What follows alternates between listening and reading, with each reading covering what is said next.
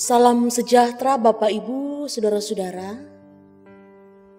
Bersyukur kita kembali boleh berjumpa dalam ibadah persekutuan rumah tangga Gereja Toraja Mamasa Jemaat Telo pada saat ini. Karena itu mari kita bersama-sama menyiapkan diri, menyatakan sikap hormat di hadapannya dalam hendak beribadah. Saya mengajak Bapak Ibu Saudara-saudara untuk berdiri. Kita mengangkat pujian dari Kidung Jemaat 454 bait pertama dan 2, indahnya saat yang teduh.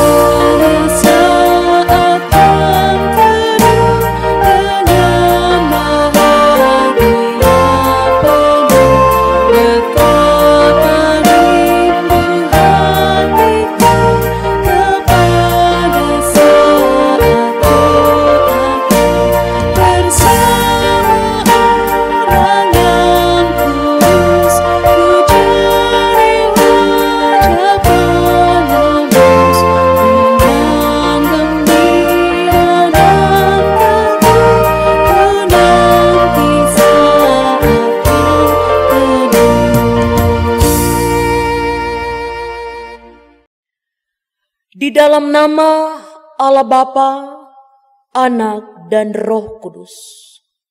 Amin,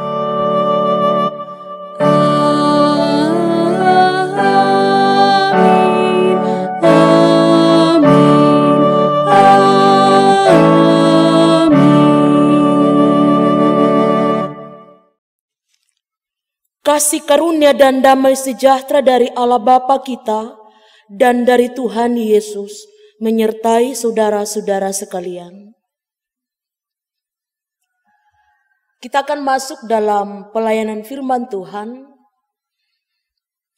Karena itu mari kita satu dalam doa, kita berdoa. Kami bersyukur atas persekutuan yang kembali Tuhan cipta, sekalipun masih dari tempat yang terpisah. Kami percaya bahwa pada saat ini Tuhan ada di tengah-tengah persekutuan kami. Karena itu Tuhan juga dengan penuh kerendahan hati kami mohon, ambil alihlah seluruh pelayanan yang kami lakukan, terkhusus pemberitaan firman-Mu yang akan melandasi persekutuan ini. Sehingga dengan demikian firman-Mu yang akan kembali kami gumuli bersama, akan kembali menempati posisi yang sentral dalam kehidupan kami. Inilah kami Tuhan yang siap di hadapan-Mu. Berbicaralah. Di dalam nama Tuhan Yesus firman yang hidup, kami sampaikan doa ini kepada Bapa di surga. Amin. Bapak, Ibu, Saudara-saudara, bagian firman Tuhan yang akan kita baca dan renungkan bersama dari kitab pertama Raja-Raja pasal 17 ayat 7 sampai 16. Ini salah satu bacaan seragam untuk Gereja Toraja Mamasa di ibadah rumah tangga di minggu ini. Pertama Raja-Raja pasal 17 ayat 7 sampai 16. Tetapi sesudah beberapa waktu sungai itu menjadi kering sebab hujan tiada turun di negeri itu. Maka datanglah firman Tuhan kepada Elia, "Bersiaplah, pergi ke Sarfat yang termasuk wilayah Sidon, dan diamlah di sana. Ketahuilah, aku telah memerintahkan seorang janda untuk memberi engkau makan." Sesudah itu ia bersiap, lalu pergi ke Sarfat. Setelah ia sampai ke pintu gerbang kota itu, tampaklah di sana seorang janda sedang mengumpulkan kayu api. Ia berseru kepada perempuan itu, katanya, "Cobalah ambil bagiku sedikit air dalam kendi supaya aku minum." Ketika perempuan itu pergi mengambilnya, ia berseru lagi, "Cobalah ambil juga bagiku sepotong roti." Perempuan itu menjawab, "Demi Tuhan Allahmu yang hidup, sesungguhnya tidak ada roti padaku sedikit pun, kecuali segenggam tepung dalam tempayan, dan sedikit minyak dalam buli-buli. Dan sekarang aku sedang mengumpulkan 2-3 potong kayu api. Kemudian aku mau pulang dan mengolahnya bagiku dan bagi anakku. Dan setelah kami memakannya, maka kami akan mati." Tetapi Elia berkata kepadanya, "Janganlah takut, pulanglah, buatlah seperti yang kukatakan. Tetapi buatlah lebih dahulu bagiku sepotong roti bundar kecil daripadanya, dan bawalah kepadaku. Kemudian barulah kau buat bagimu dan bagi anakmu. Sebab beginilah firman Tuhan Allah Israel, tepung dalam tempayan itu tidak akan habis, dan minyak dalam buli-buli itu pun tidak akan berkurang, sampai pada waktu Tuhan memberi hujan ke atas muka bumi." Lalu pergilah perempuan itu dan berbuat seperti yang dikatakan Elia. Maka perempuan itu dan dia serta anak perempuan itu mendapat makan beberapa waktu lamanya. Tepung dalam tempayan itu tidak habis, dan minyak dalam buli-buli itu tidak berkurang, seperti firman Tuhan yang diucapkannya dengan perantaraan Elia. Amin untuk pembacaan firman Tuhan. Bapak, Ibu, saudara-saudara yang sama diberkati Tuhan, terkadang memang akal atau logika kita tidak bisa membaca, tidak bisa menelaah cara Tuhan untuk menolong umatnya atau menolong kita. Terkadang memang kita tidak bisa paham, tidak bisa mengerti cara Tuhan bekerja dalam hidup kita, cara Tuhan menolong kita. Ya. Satu hal yang kita imani sampai saat ini adalah bahwa rancangan Tuhan bagi kita adalah rancangan damai sejahtera, bukan rancangan kecelakaan. Kita boleh ada sampai detik ini karena keyakinan itu. Itu yang juga mau diungkapkan oleh perikop bacaan kita pada saat ini. Saya percaya bahwa Bapak, Ibu, saudara-saudara, kita semua pasti mengenal siapa Elia. Elia ini adalah seorang nabi yang sangat dekat dengan Tuhan, intim dengan Tuhan. Dia menjadi seorang nabi di wilayah Israel, kerajaan Israel Utara, yang pada saat itu dipimpin oleh Raja Ahab. Ya. Raja Ahab ini dan istrinya Isabel, Bapak Ibu, adalah seorang raja yang kesehariannya bergantung pada ilah-ilah. Ya. Dewa Baal itulah yang menjadi pusat penyembahan mereka, keseharian mereka. Dan juga bisa dibayangkan bahwa umat yang mereka pimpin akan seperti itu, ya. Ketika raja sudah menyimpang, maka sudah dipastikan bahwa umat-umat yang dipimpinnya pun akan pelan-pelan berbelok ke arah itu. Nah, Tuhan menegur Raja Ahab ini melalui Nabi Elia. Nabi Elia katakan bahwa embun bahkan hujan tidak akan pernah turun di negeri ini selama bertahun-tahun. Kecuali ketika aku menyuruhnya untuk turun. Dalam artian ketika Nabi Elia menyuruhnya untuk turun. Ya, dan memang benar. Embun dan hujan. Coba bayangkan Bapak Ibu kalau harus bertahun-tahun tidak ada hujan. Ya, 6 bulan saja musim kemarau sudah bisa dibayangkan. Menderitanya umat. Apalagi ini sampai bertahun-tahun. Ya. Nah, saat itu Tuhan menyuruh Elia ke tepi sungai Kerit. Ya, di sebelahnya sungai Yordan. Ya. Di situ Nabi Elia bisa minum dan juga makan. Makanan ini selalu diantarkan oleh burung. Setiap pagi dan petang. Roti dan gandum. Selalu dibawa oleh burung. Dan Nabi Elia ini bisa makan dan minum. Minum dari sungai Kerit tadi. Tapi ternyata Bapak Ibu juga selang waktu kemudian. Sungai itu pun menjadi kering. Iya. Bayangkan. Tanda lamanya tidak turun hujan, sungai pun menjadi kering. Ya. Pada saat itu Tuhan kembali menyuruh Elia untuk pergi ke Sarfat, menjumpai seorang janda. Nah, ini yang kita mau renungkan Bapak Ibu. Pada saat sungai itu menjadi kering dan otomatis tidak akan mendatangkan kehidupan lagi, sebab satu-satunya sumber mata air pada saat itu pun sudah kering.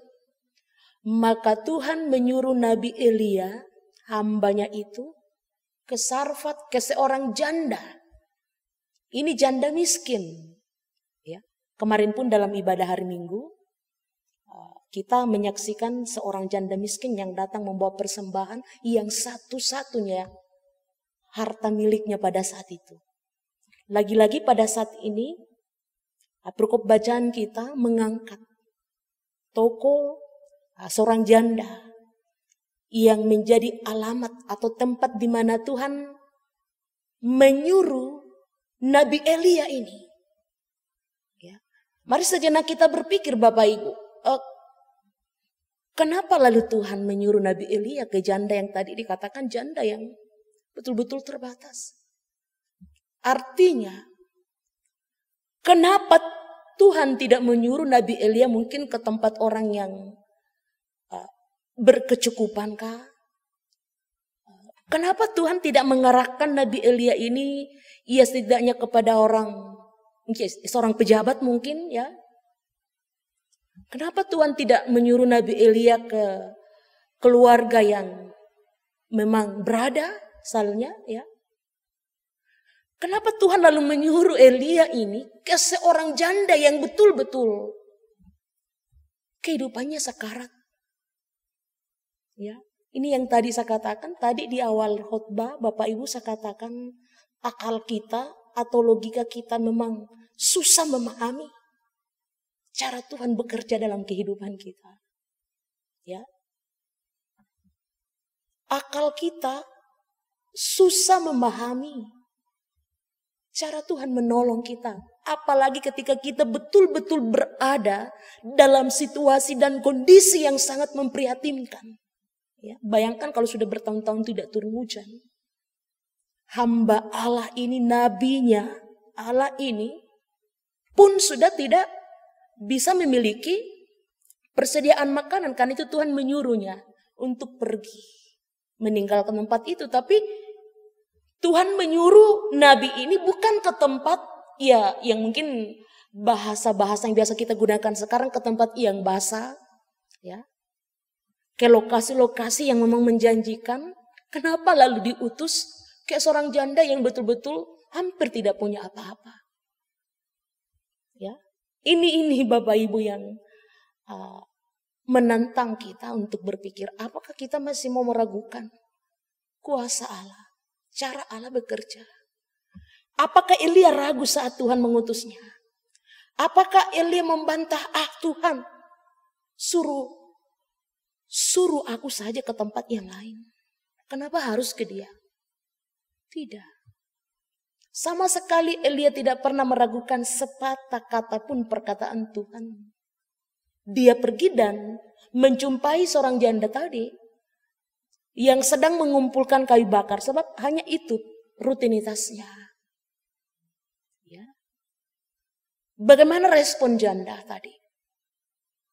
Awalnya si janda ini agak ragu, sekalipun tidak ada niat sama sekali untuk menolak, apalagi untuk tidak membantu. Tapi memang dia jujur bahwa yang dia miliki itu hanya sedikit tepung. Ya. Mungkin segenggam tepung dan sedikit minyak goreng dalam buli-buli. Itu pun hanya untuk anaknya, dia dan anaknya satu kali makan. Ya. Setelah itu sudah tidak ada apa-apa yang dia miliki pada saat itu. Ketika Nabi Eli meminta air dan juga sepotong roti, ya. Apa jawaban Elia? Apa respon Elia? Apakah Elia takut? Apakah Elia mundur? Tidak. Elia mengatakan, buatlah seperti yang kau katakan. Ya. Tapi bawalah kepadaku dulu. Dan benar. Si janda ini dengan rasa tulus, ikhlas, senang hati, sekalipun hanya sedikit, cukup untuk anaknya itu pun hanya satu kali makan saja, dia tidak ragu untuk membawanya kepada Elia dulu. Dan apa yang terjadi Bapak Ibu? Tepung dan minyak dalam buli-buli tidak pernah habis. Sampai pada Tuhan mengirimkan hujan ke muka bumi. Ya, terlalu luar biasa. Dan memang benar apa kata firman Tuhan dalam Matius 5 ayat 7. Berbahagialah orang yang murah hatinya, karena mereka akan beroleh kemurahan. Orang yang bermurah hati dalam situasi kondisi apapun tidak akan pernah diizinkan oleh Tuhan untuk kehabisan. Ya. Kenapa Tuhan harus mengirim nabinya ini kepada seorang janda? Janda miskin lagi. Karena Tuhan mau mengungkapkan, menyatakan yang sesungguhnya bahwa tidak ada satupun umatnya di muka bumi ini yang tidak layak untuk berbagi. Tidak ada satupun di antara umatnya di muka bumi ini yang dia izinkan ada di muka bumi ini yang tidak layak untuk berbagi, untuk melayani. Dalam situasi kondisi apapun, dalam krisis berkepanjangan sekalipun, dalam pandemi COVID-19 sekalipun, dan lain sebagainya, di musim kemarau, di musim hujan sekalipun, tidak ada alasan bagi umat Tuhan untuk tidak berbagi, untuk tidak melayani. Ya, sekalipun hanya sepotong roti yang dia miliki, ya, dan sedikit minyak dalam buli-buli. Tuhan tidak akan pernah membiarkannya habis sampai kapanpun. Ya. Orang yang bermurah hati tidak akan kehabisan tepung dan minyak dalam buli-buli. Ini yang mau disampaikan oleh firman Tuhan, Bapak Ibu. Karena itu jangan selalu membanding-bandingkan diri dengan orang. Ya, biasanya kita terjebak dalam istilah atau kata seandainya. Seandainya saya juga pejabat, ya. Seandainya saya juga orang kaya seperti dia misalnya. Seandainya saya juga orang sukses. Seandainya saya juga adalah seorang pengusaha, saya pasti bisa bantu dia. Kenapa harus tunggu jadi pengusaha dulu? Ya. Segenggam tepung dan sedikit minyak dalam buli-buli sekalipun yang kita miliki, tidak akan pernah membatasi kita untuk menolong Nabi Allah, utusan Allah sekalipun yang menghampiri kita. Jangan tunggu berkelimpahan dulu Bapak Ibu, baru mau memberi, baru mau melayani. Sebab jika demikian, kita tidak akan pernah melakukan pekerjaan Tuhan. Selalulah memberi diri untuk dipakai oleh Tuhan. Sebab tidak ada seorang pun di muka bumi ini yang tidak layak di hadapan Tuhan. Orang yang layak di hadapan Tuhan tentu saja akan selalu dituntut olehnya melakukan pekerjaannya, pelayanannya di muka bumi ini. Tuhan memberkati kita Bapak Ibu, Tuhan memberkati firman-Nya dan terpujilah namanya dari saat ini kekal selama-lamanya. Amin. Mari sejenak kita bersaat teduh.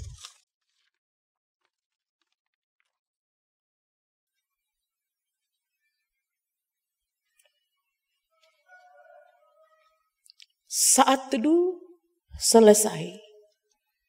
Kita akan mengangkat pujian Bapak Ibu, di samping itu kita diberi kesempatan untuk menyatakan rasa syukur kita melalui persembahan. Kita mengangkat pujian dari Kidung Jemaat 393, bait pertama dan 3, Tuhan betapa banyaknya.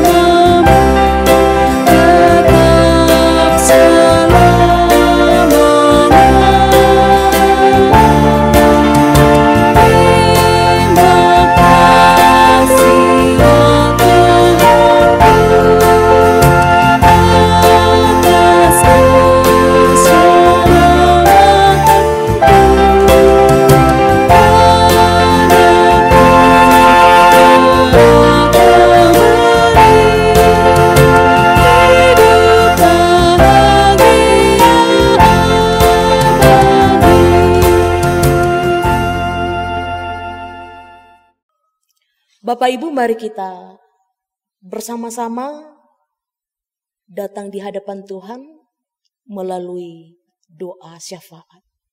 Mari kita berdoa. Ketika kami masih boleh ada sampai saat ini, maka semakin sadarlah kami Tuhan, bahwa Engkau begitu mengasihi kami.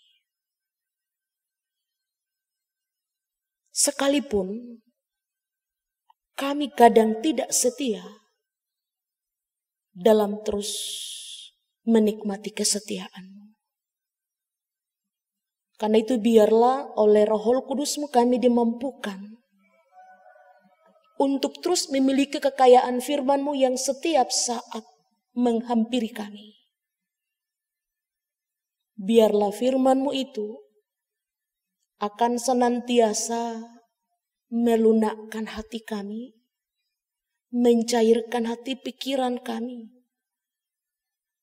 sehingga kami pada akhirnya dimampukan untuk senantiasa menyadari betapa berharganya diri kami di hadapan Tuhan. Sehingga Tuhan pun mau memakai kami untuk melakukan pekerjaan Tuhan di muka bumi ini. Siapapun kami, dalam situasi dan kondisi apapun, sesungguhnya Tuhan selalu mau memakai kami.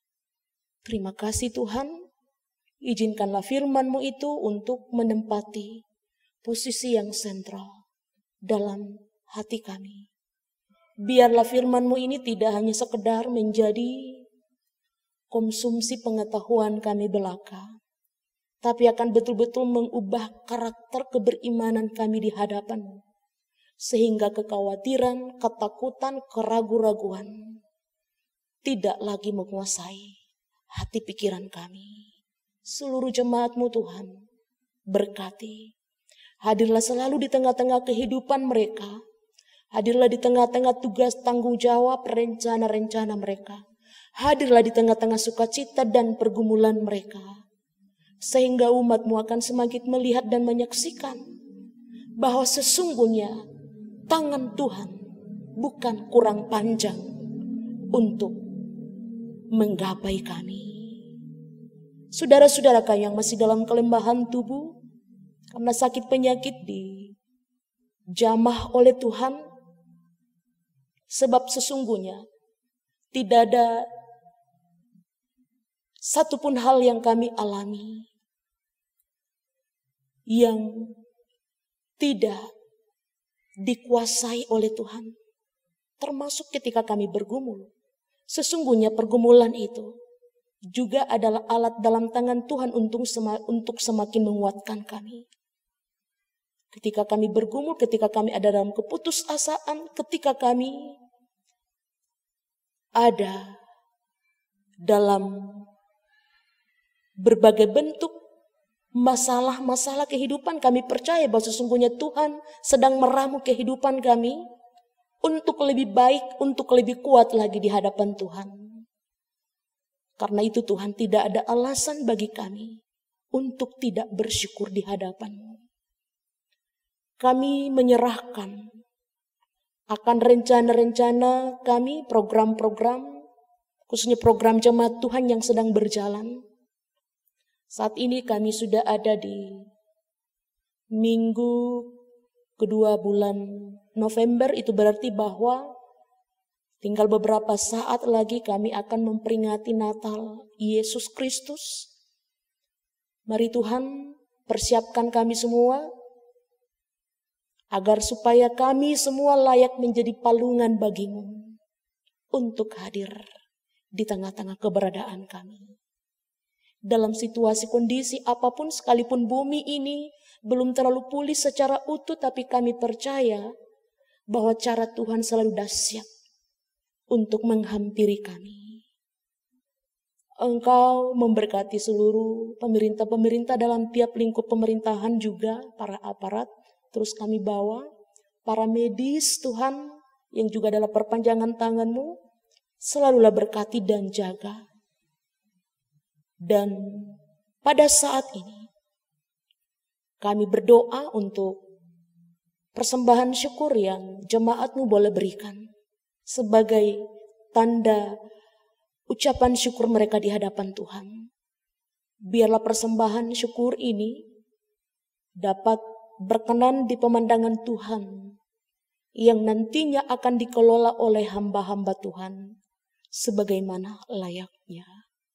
Semua kami yang mengambil bagian dalam ibadah pada saat ini, dalam pelayanan pada saat ini, Saudara pianis Kantoria, operator LCD, juga tim multimedia, Saudara Bilman, Tuhan berkati.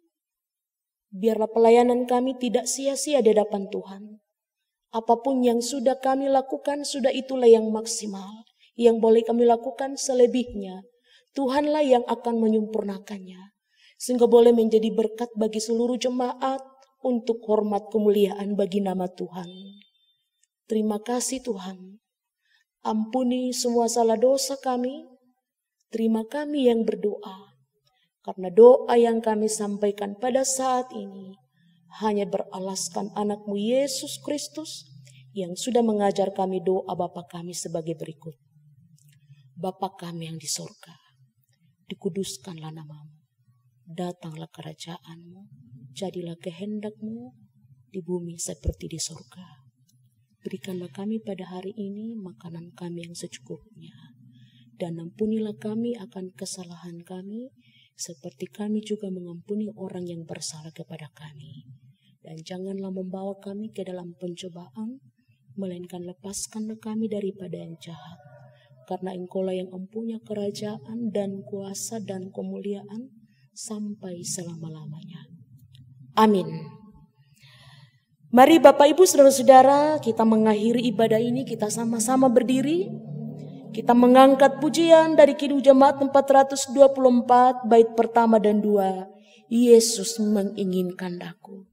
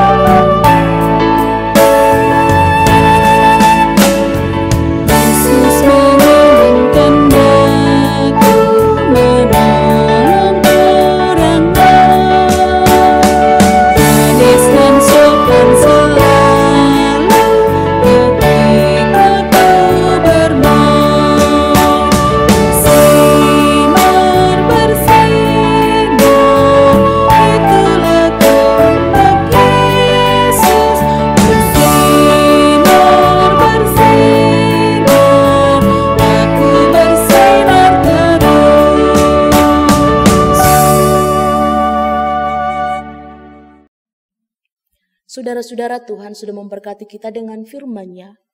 Karena itu pergilah, hadapilah dan jalanilah hidupmu dengan semangat baru untuk selalu memuliakan Tuhan. Jadilah berkat bagi sesama serta dengan iman, terimalah berkat dari Tuhan. Kasih karunia Tuhan Yesus Kristus dan kasih Allah dan persekutuan Roh Kudus menyertai kamu sekalian sekarang dan sampai selama-lamanya. Amin. Ibadah kita selesai, Tuhan berkati.